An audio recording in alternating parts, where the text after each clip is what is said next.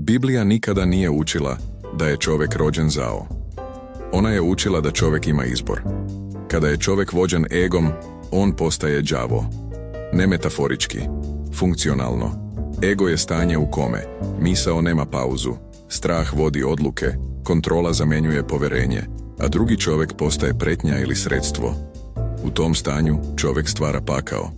Najprije u sebi, zatim u odnosima. Na kraju, u sistemu kome pripada. Ali kada je čovjek vođen ljubavlju, on postaje anđeo. Ne zato što je savršen, već zato što je u miru. Mir nije emocija. Mir je stabilno stanje svesti u kome misao, reč i delo nisu u sukobu. Nauka danas potvrđuje ono što je Biblija govorila slikama.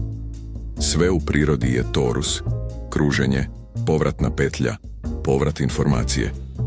Sve što ide iz čovjeka, vraća se čovjeku. Misao, emocija, namera, sve se vraća. Ne kao kazna, kao zakon.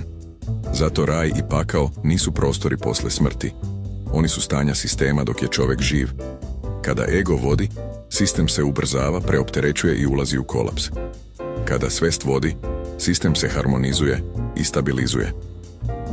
Potopi, Sodoma i kolapsi civilizacija nisu bili božanske kazne, već reseti sistema koji je izgubio mir.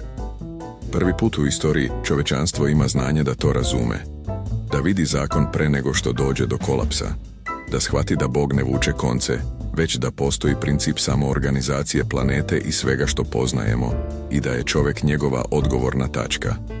Ako čovjek postane mirna, vođena svest, ako se ego povuče sa trona i ako ljubav postane operativni princip, možda se po prvi put u istoriji reset više neće desiti. Ne zato što je Bog popustio, već zato što je čovjek najzad razumeo